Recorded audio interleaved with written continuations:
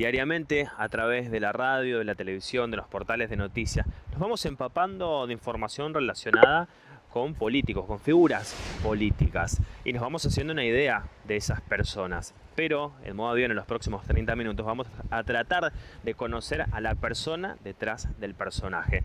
Vamos a conocer cuando pasan a ser un simple cotidiano.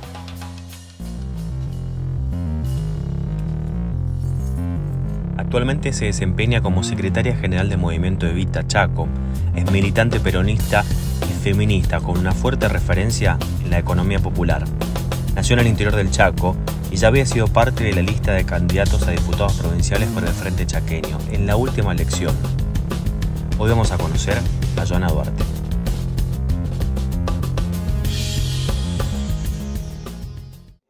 Gracias, Joana, por recibirnos acá en tu casa. Bueno, como primera medida vamos a poner el teléfono de modo avión, así charlamos tranquilos en esta media hora que tenemos acá en Ciudad TV. Bueno, contame un poquito, del interior de la provincia venís, hace mucho tiempo que estás acá en la ciudad, pero ¿cómo fue esa infancia en el interior? Bueno, sí, la verdad que hace 20 años casi que vivo en Resistencia, pero soy de Los Frentones. En realidad, los de aquella zona, en aquellos años, yo nací en el 86, todos nacíamos en Saspeña porque era el lugar Claro. donde había un hospital, digamos, ¿no? Y después todos volvíamos a nuestras localidades, que bueno, yo me tocó vivir 10 años en Tacopozo y después ya en Los Frentones, y hasta que terminé el secundario estuve en Los Frentones.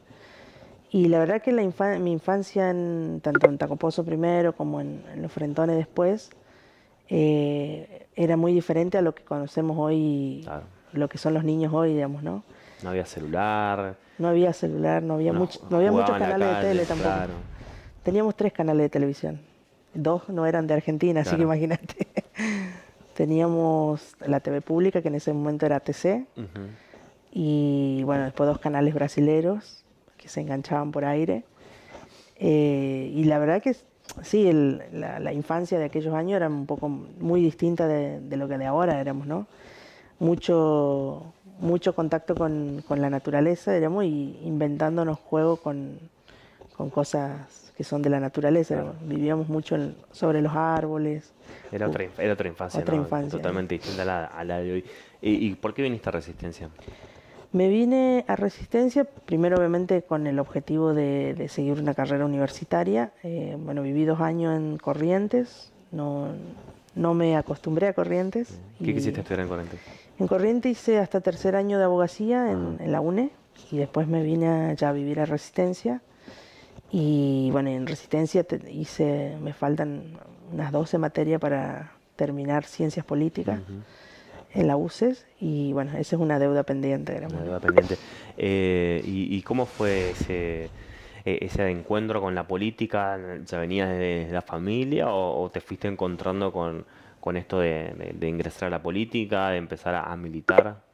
¿Cómo fue La eso? verdad que o sea, yo vengo de una familia que siempre estuvo involucrada en la militancia partidaria, sobre todo en el PJ, es una familia peronista, pero en realidad los años de mi adolescencia, sobre todo en los años 90, yo tenía como mucho rechazo con la política, digamos. O sea, no quería saber nada, me parecía que todo estaba mal, que las formas de hacer política en ese momento no las podía entender, digamos, ¿no? Bueno, tiene que ver con el menemismo. Menemato, sí. Y realmente nunca fue algo que me llamaba la atención en ese momento. Sí, a partir de Néstor. Recuerdo que, bueno, a Néstor no lo pude votar porque todavía no votaba, pero sí a Cristina en el 2007. Y la verdad que me incorporé activamente a militar a partir del 2008, 2010, digamos, ¿no? 2008 primero, cuando fue la discusión de la 125, que a mí me pasaba algo muy loco, que era que me iba los fines de semana a mi pueblo y bueno, veía las rutas que estaban cortadas y demás, y había como una contradicción en lo del corte, quiénes cortaban, y bueno, esa discusión que se dio en ese momento. Y después, obviamente, en el 2010 ya me incorporé activamente a la militancia a partir de la muerte de Néstor, digamos, ¿no? Claro. Eso fue algo como que un quiebre en mi vida, como que este tipo que que dio tanto por este país y que se murió dejando, casi militando. Claro. Y nosotros qué estábamos haciendo en ese momento, qué debíamos hacer para aportar también desde la militancia a transformar o a tomar las banderas que él dejó, digamos. Claro. Un poco eso fue lo que me movió a incorporarme activamente a la militancia. Bien, ¿y ahí ingresaste a dónde? Ingresé, bueno, directamente al movimiento Evita. Conocí el Evita por la tele, porque Claro. en ese momento me acuerdo que, bueno, estaba todo esto cuando muere Néstor, bueno, fue lo de las 1000 flores, Claro. la juventud incorporándose a la militancia. Claro, eso también fue en lo contemporáneo, fue uno de los primeros políticos que empezó a tener una gran cantidad de militantes jóvenes después de lo que fue el 2001. Sí, sin dudas, por eso yo creo que la convocatoria, o sea, no hubo una convocatoria, no es que alguien vino y dijo, bueno, tal día nos vamos a juntar y vengan, sino que lo que te convocaba era el ver un gobierno que planteaba algunas cosas que ni siquiera nosotros imaginábamos, no sé, desde lo de la Corte, bueno, la asignación universal, YPF, matrimonio igualitario, todas las cosas de avanzada que la verdad que pusieron a nuestro país en el primer plano mundial, diríamos, y fundamentalmente la distribución de la riqueza en más argentinos, diríamos, ¿no? Claro. Y bueno, y así fue que conocí, bueno, el movimiento Evita, que lo conocía más por la tele, diríamos, y después busqué acá en la provincia del Chaco cómo se organizaba, dónde estaba, y así me fui involucrando un poco con la militancia más orgánica del movimiento Evita, en esos años en la juventud, en JP Evita éramos. Claro. Después, cuando cumplí los 30, me invitaron a pasar a otro ámbito del Evita, digamos, porque viste que quienes militan en el Frente de Juventud es hasta los 30, 35, y en el Evita es hasta los 30, así que cumplí los 30 y pasé a otro espacio dentro de la organización, digamos, ¿no? Bien, ¿y cómo fue ese encuentro y también encontrarte con otra realidad cuando caminan los barrios, cuando tienen también un trabajo muy importante de tipo social? ¿Cómo fue ese encuentro con otras realidades que por ahí son muy diferentes a las que vos vivías? La verdad que siempre me pareció las situaciones de desigualdad siempre me movilizaban. Hasta ese momento no sabía cómo o cuál era mi rol para aportar a que eso deje de ser así, digamos, ¿no? Alguna vez, bueno, me invitaron a militar en la militancia universitaria y no sentí ahí que era el lugar, pero sí en lo territorial siempre fue un lugar donde entendía que era el espacio donde había que militar, digamos, ¿no? Y en esos años, bueno, la juventud, sobre todo, nosotros me acuerdo que íbamos acá en el Gran Resistencia, teníamos varios barrios donde habíamos armado un esquema de cuadrillas, le decíamos nosotros, de la juventud, que nos íbamos al barrio todos los fines de semana, hacíamos jornadas solidarias, estábamos mucho con los compañeros en el territorio, y eso también nos ponía en una situación de no poder, no asumir que esas cosas de desigualdad pasan y que uno tiene que mirar para el costado, digamos, ¿no? O sea, como que ahí hay una cosa de que empezamos a atar nuestro destino a esas realidades y que eso nos fue comprometiendo aún más, digamos, ¿no? Bien, veo acá en tu casa que tenés guitarras. Sí, ¿Tocás la guitarra? no son mías, digamos. Yo ¿De para quién la son? música soy bastante... No, son de mi compañera, que tiene guitarra, órgano. Ella sí es buena Es para música. la música. Yo en mis manos... ¿Y cómo acompañas eso? La verdad que siempre le digo que debería ser cantante, digamos, Claro. porque canta bien, pero bueno, nunca se animó, así que es como para ella hoy es un hobby y yo acompaño desde ese lugar, pero creo que podría darle otra lógica, pero bueno, ¿Hace cuánto que estás en pareja? estamos hace 8 años. 8 años, un 8 montón. años, sí. Sí. Y convivimos hace 5. Que bueno, ahora que estamos acá en este departamento, que hemos tenido varios lugares de donde vivimos, porque obviamente alquilamos todavía, no tenemos una casa propia. Claro. Y la verdad que... Allí hay un proyecto en común de seguir, como decía, de tener por ahí la casa propia. Sí, la verdad que estamos en ese camino. Obviamente que no es fácil. Claro. Para ningún argentino creo que hoy es fácil, salvo una porción muy chiquitita de este país que puede acceder o puede decir, bueno, mañana voy y me compro un terreno, mañana voy y me compro una casa. Pero sí es una planificación, y aparte porque hoy vivimos acá en este departamento que ya nos queda chico porque tenemos 4 gatijos que ahora están guardados porque si no estarían acá tirando todo. Tirándola. Así que, pero sí, hace 5 años ella es de Corriente y se vino a vivir acá. Un tiempo ella vivía allá, yo iba, venía, o sea, nos cruzábamos las dos y ahora ya vivimos acá en Chaco. Ganamos los chaqueños. Bien. ¿Y cómo viviste? Porque bueno, sos de un pueblo del interior, que por ahí es distinto la cabeza de por ahí una ciudad, aunque esto es una ciudad chica también. ¿Cómo viviste el tener una compañera, toda esa situación, ¿no? de cuando eras más chica y después con el correr del tiempo hasta llegar ahora? La verdad que yo tuve quizás no sé si es suerte, tuve una familia que siempre acompañó, que desgraciadamente no es así siempre en las situaciones de quienes tenemos una orientación sexual distinta a la que tiene la mayoría. Claro. Y eso obviamente me permitió siempre tener la libertad de hacer mi vida, digamos, ¿no? Pero sí, obviamente en el interior de la provincia no es fácil ser gay, ser lesbiana, mucho menos ser trans. Claro. Eso sigue pasando, digamos, y yo creo que en estos últimos años también, si bien se avanzó mucho, sobre todo en la cuestión legal, legislativa, todas estas leyes que decía, todavía cuesta mucho en la deconstrucción de la sociedad, digamos, ¿no? Y obviamente hoy todavía en nuestra provincia pasa que muchas compañeros que quieren acceder, por ejemplo, al matrimonio igualitario, encuentran muchos escollos para que los registros civiles les permitan acceder a un derecho que está reconocido por ley, o peor así aún el caso de la comunidad más trans, cuando quiere acceder a la ley de identidad de género, cuesta mucho todavía, y creo que eso tiene que ver también con la transformación más cultural, diríamos, ¿no? La verdad que en ese sentido yo siempre he transitado tanto en mi familia como con mis amigos en espacios de libertad, digamos, ¿no? Pero sé que la gran mayoría desgraciadamente no tiene esas condiciones, digamos, ¿no? Por eso por ahí yo, que soy una figura pública, si se quiere, a partir de mi militancia política, también creo que ser visible ayuda a que muchos y muchas y muches que todavía no lo son, por mucho miedo a ser rechazado o a ser excluido, sepan que los espacios de la política no están reservados para un cierto sector, digamos, ¿no? Obviamente que no es fácil y que tenemos que entre todos construir esas condiciones para que todos tengan las mismas oportunidades y los accesos a todos los lugares, digamos, ¿no? ¿Y cuando fue la discusión del matrimonio igualitario en ese momento, fue un punto de inflexión para vos, por ejemplo? La verdad que sí, en ese momento estaba casi en el closet, digamos.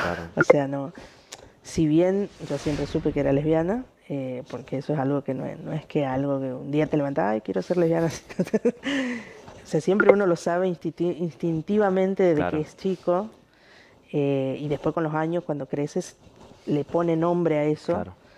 En aquellos años, 2010, 2011, obviamente que también es un proceso interno de aceptación, que no es automático. Yo iba, me acuerdo, a las marchas acá donde había un personaje nefasto, que es la Clelia Ávila, que me acuerdo que convocaba marchas y que decía que nos iban a quemar en la plaza. Y en ese momento... Parece antaño, pero no fue hace mucho, ¿no? Sí, no, y lo menciono porque esos personajes siguen existiendo en la política chaqueña, diríamos, ¿no? Es la misma que después convocó, por ejemplo, en el año 2007, en el Encuentro de Mujeres, a apedrear a las mujeres.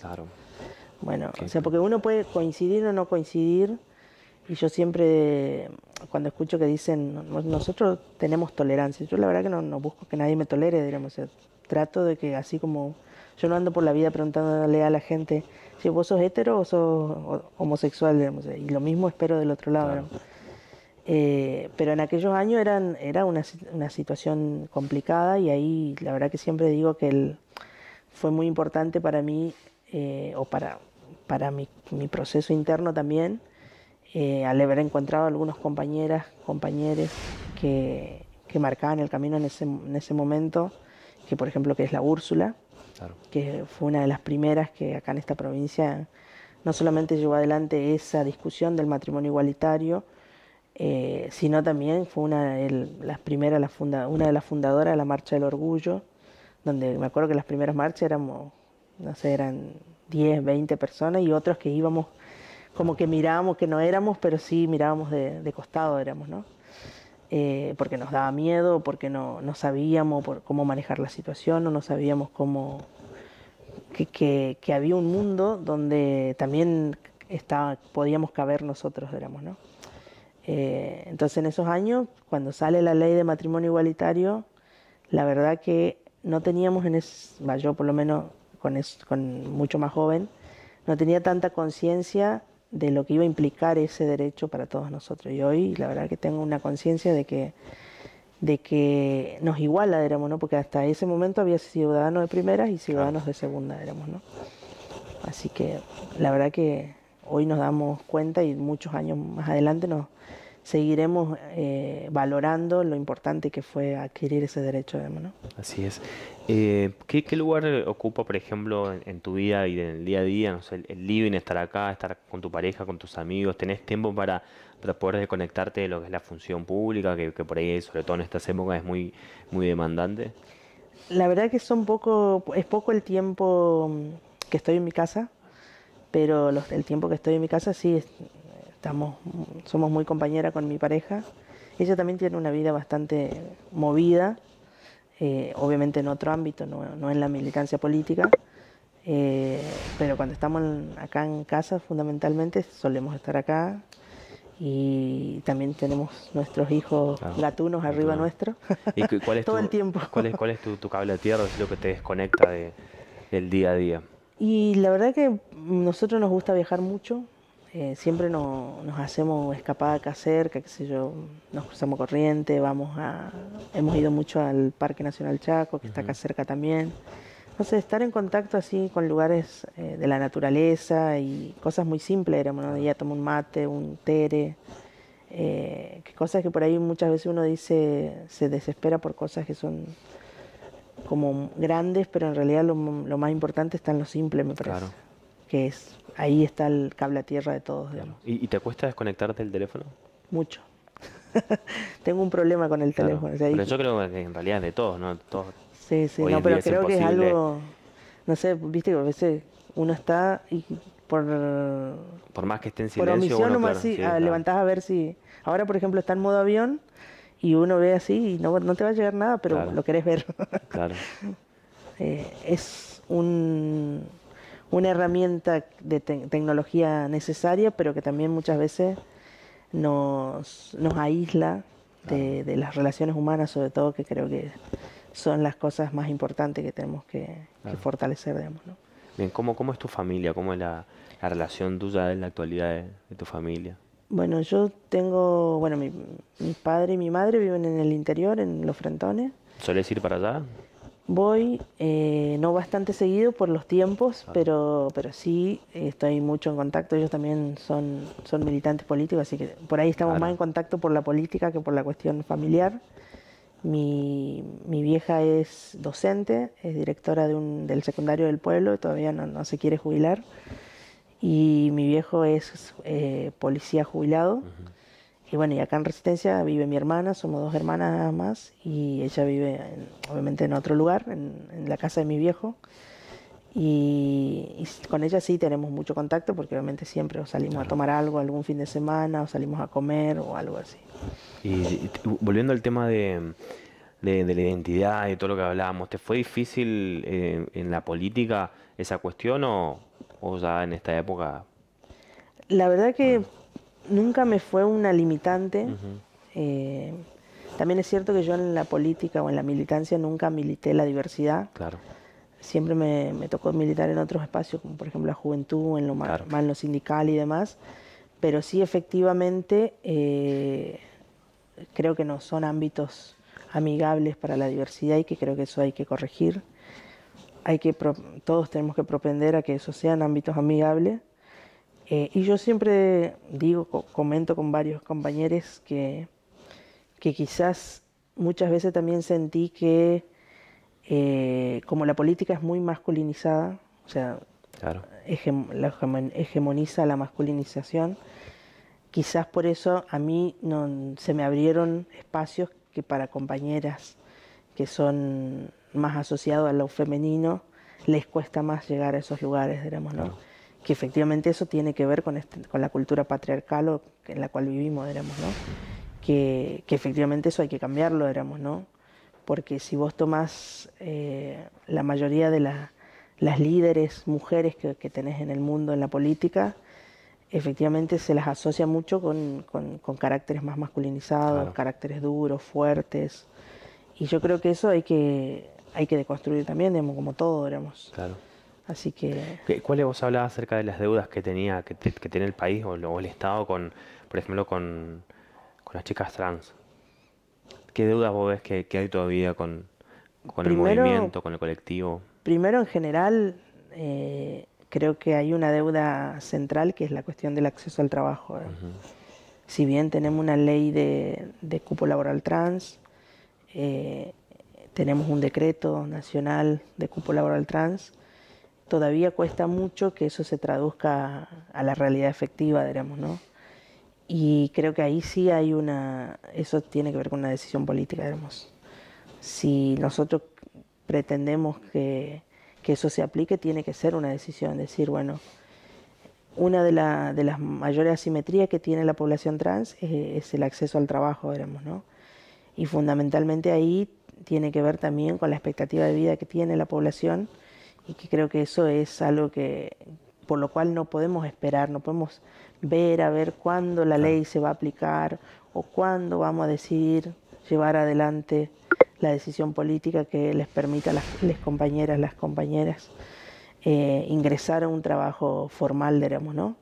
Eso creo que tiene que ver con una decisión política y es una de las mayores deudas que tiene nuestro gobierno y fundamentalmente tiene la democracia con la población trans, ¿no? Claro, porque muchas veces en muchos ámbitos las leyes están como adelantadas en la actualidad, pero por ahí el no aplicarse o que verdaderamente no se apliquen en los hechos es lo que retrasa. Sin dudas, sí, sí, tenemos muchas leyes en nuestro país que son de vanguardia y que marcan el rumbo en la región y demás, pero que en la realidad efectiva muchas veces quedan a mitad de camino, digamos, ¿no? Y creo que eso también tiene que ver con esto de decir, para deconstruir esta sociedad y ser un poquito más iguales, sin tanta violencia hacia ciertos sectores, necesitamos resolver esas asimetrías, si no es muy complicado, digamos. Cuando viniste acá a Resistencia, a Corriente en realidad a estudiar, ¿te imaginaste que ibas a terminar estando en una boleta, que ibas a ser candidata, que ibas a estar en el mundo de la política? La verdad que no, porque incluso cuando yo estaba en la facultad me costaba mucho hablar en público. Ujú. Cuando tenía que ir a rendir normal libre Claro, o cuando tenías tenía que que hacer el hacer oral. el oral final, que viste que rendís con tribunal Claro. y todo eso, siempre me pasaba que me agarraba como una angina nerviosa y me quedaba sin voz. Y no podía ir a Claro. rendir, pero era el miedo escénico a hablar en público, digamos. O sea, por eso no, si me lo hubieran contado no podría haber imaginado que pudiera hoy hablar en público, que tuviera esa capacidad de manejarme en público, digamos, ¿no? Claro. Si pudieras, por ejemplo, hoy en día hablarle a la Joana de niña, de pequeña, ¿qué le dirías? Que siga por el mismo camino que me trajo hasta acá, digamos. O sea, yo la verdad que agradezco cada una de las cosas que me pasaron y no reniego de ninguna de las decisiones que tomé, porque creo que todo eso me trajo hasta el lugar que estoy. Y fundamentalmente que vea lo que ha construido, veremos. Porque esa Joana niña es la que construyó la de ahora, veremos. Claro, así es. Gracias, Joana. Gracias por recibirnos, por abrirnos la puerta acá de tu casa para charlar un ratito. Muchas gracias a ustedes. Gracias, muy amable. Bueno, ahora sí, activamos el teléfono y continuamos con nuestra vida, con la rutina, con todo lo que tiene que ver con la rutina. Gracias. Gracias.